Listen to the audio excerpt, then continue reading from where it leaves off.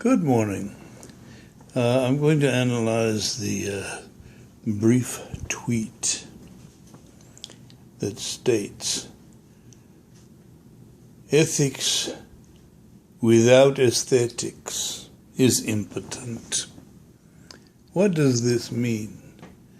It basically means that history, our history, fails ethically, and it does so because it fails to acknowledge reality.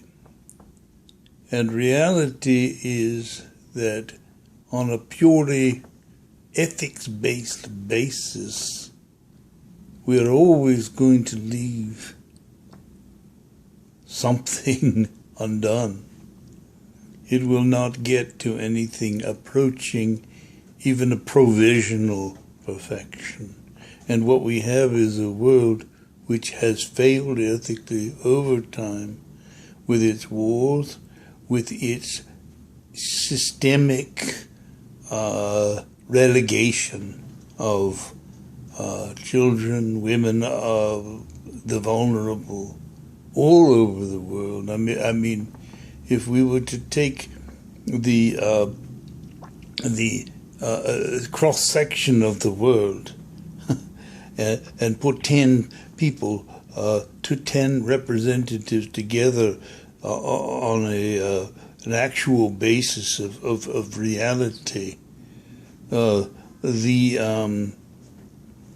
wealthy folk who, the relatively wealthy folk, let's call it that, who can afford a computer and look at a video or whatever,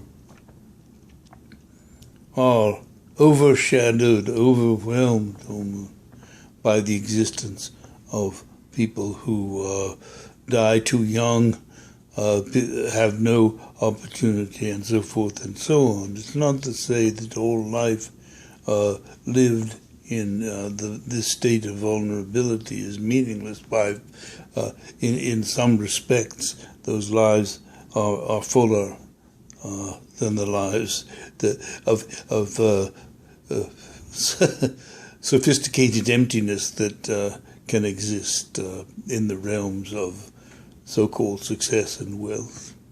In any case, ethics has failed, and one of the reasons that it has failed is that it is not understood that to succeed, it needs to be considered by each individual, and that values have to be embraced by each individual. This is not something that is done by a committee that we have no power over.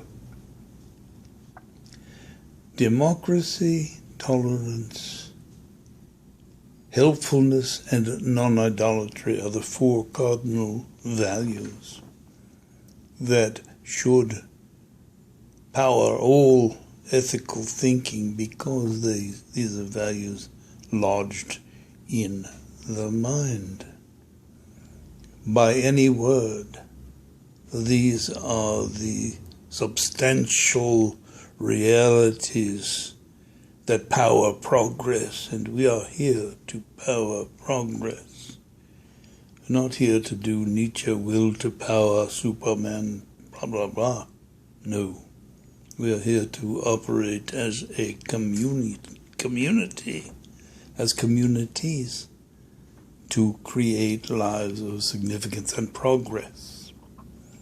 But we cannot do this just on the basis of ethics. Ethics is a frail reed to get out there and say, well, you know, if you just be tolerant, if you just be non-idolatrous, if you just be democratic. Oh, yes. Well, all these words should be within us and stated to ourselves as we consider action. But if we're going to act, we need to understand that action, all of us, are performers. All of us perform. All of us have dialogue within and dialogue without. And as aesthetic human beings, and aesthetics can be everything from terrific to the ugliest, as human beings, as active human beings, we need to think about truth and beauty,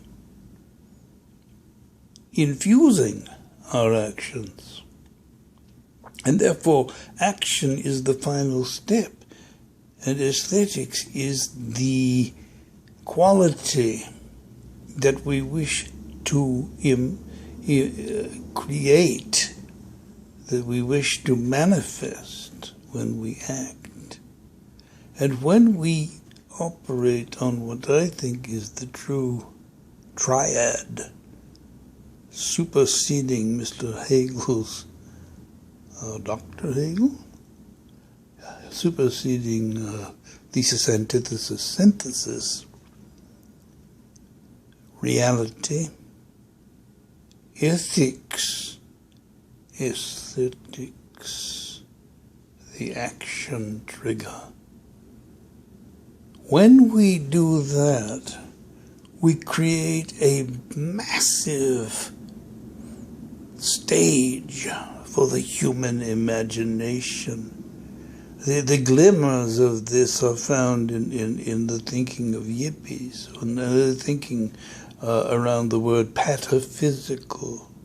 In other words, non-violent means of using aesthetic ideas to create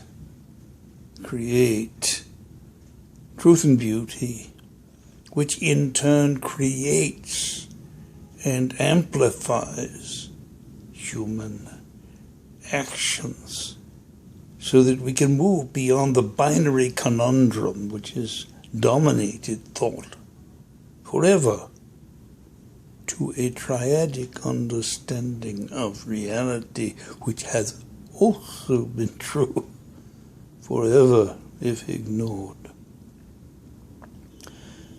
Well, I think that's enough for now, but please visit this site, the YouTube site, or my Twitter site, or whatever, or my Kindle site, actually. One of those three little URLs will tie you into what this stream channel of thought is. Thank you.